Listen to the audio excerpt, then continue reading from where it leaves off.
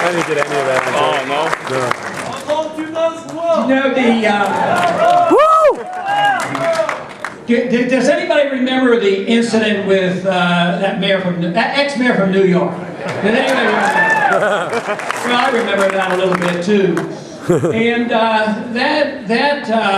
you know, it took me a couple minutes to wonder what it really was what it meant, because immediately, you know, to be there, and it was one of the early debates, and it was on a national stage, and the audience was obviously not on our side, and so I walked off, and at the time, Ken Snyder, our campaign manager, Yes.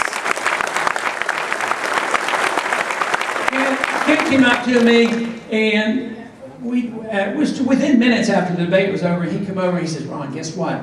He says, "You're winning the post-debate polling." So he was there to urge me on. But, you know, in a way, I think I should send him a thank you note, because I think he probably did more good for our movement than anything else by stirring up the troops.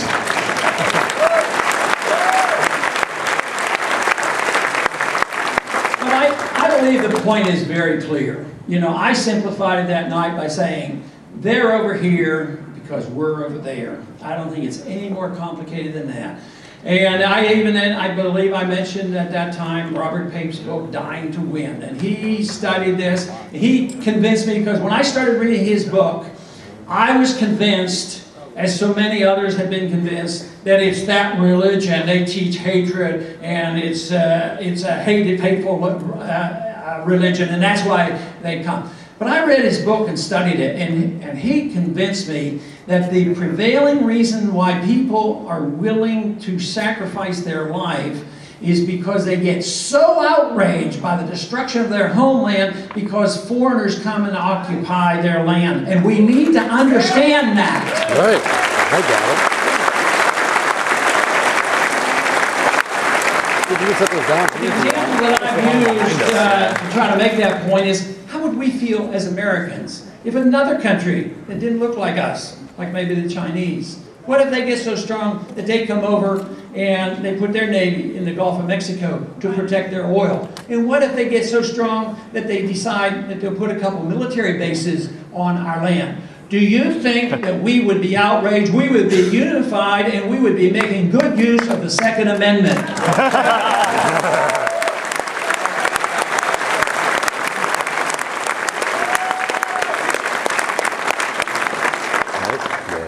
It need not be this way. We have drifted for probably 100 years or so in this direction. We have accepted the notion that we can regulate economic transactions, that it is necessary and purposeful, and if we didn't regulate every economic transaction, from setting wages like they started to do in the Depression, and not protecting every transaction and interfering in every contract, that there would be no prosperity. Of course, the opposite is true. We as a nation have come to understand pretty well, even though we see violations all the time, that the First Amendment means that you know, the press should be regulated. I understand today there was a proposal we start bailing out the newspapers. I don't know what that's going to mean, but I think that's a lost cause. I think the internet's going to win that fight. Yeah, yeah.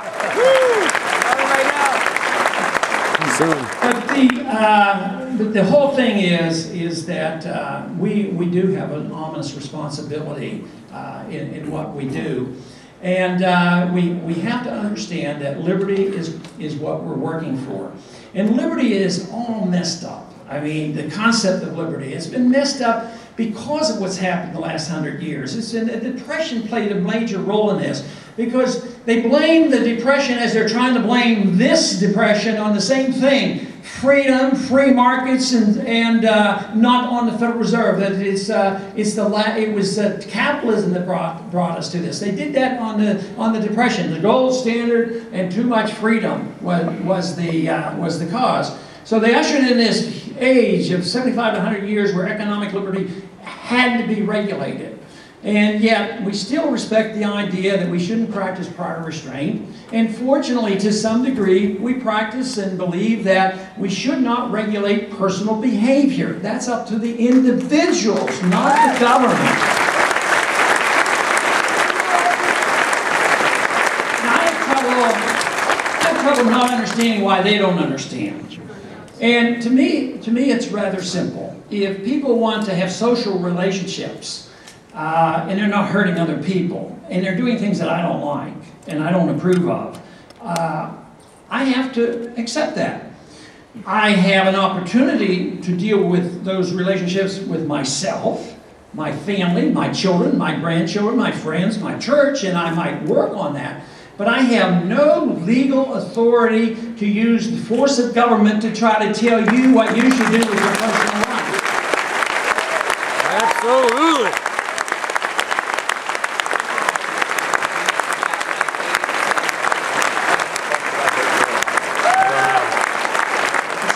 Well, you might do bad things. That is true. Some people might. But the only way that's going to work, if people make mistakes, you, the individual, suffers the consequences, and you can't go to the government getting you taken care of because you make bad mistakes and bad judgments. The same thing, we are generally tolerant, except political correctness sometimes affects us on our freedom of speech. But generally, we have fraud, libel laws. I mean, they say, well, this means anarchy, and you can say and do anything. No, there's limits. Personal behavior, you can't hurt people, you can't libel people. But it's rather standoffish, and you allow people a pretty good leeway on what they can do. But not in economics. In economics, it has to be regulated because of fairness. They don't believe that the people will be prosperous if we don't do this. And the opposite is true. Why have we been a prosperous nation? Because we were the freest nation. That's why we became prosperous.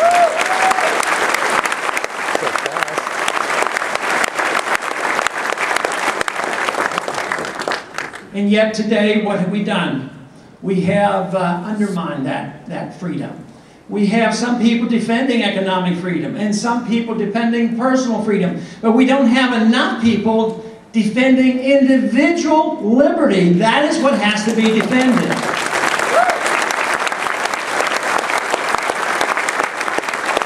Our liberties, of course, do not come from our government. The government hopefully can help protect those liberties, but it does more to undermine those liberties. It does more, one responsibility we might say, in fact, it's in the Constitution, that we're not allowed to counterfeit. But what do we have? We have the biggest counterfeiting machine in the history of the world. Right? In Washington. So the government is supposed to protect property rights. But what is it? Do we really own our property? We pay rent, and then we ask the government when we can use it. So we have the government so involved in what we do economically, and then we wonder why the country is getting poorer.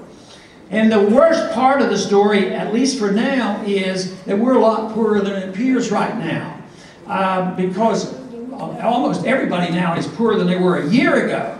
But believe me, the country can get a lot poorer. Now, do I worry about this? Yes, I do, because it was so unnecessary. We shouldn't have had to go through this. But one thing I don't worry about is if we did the right thing, if we restored constitutional law, understood what private property was, understood what honest money was all about, had our personal liberties, didn't have an income tax, and we were all broke, and we could all go out tomorrow and start working, I wouldn't worry about you for 1 minute.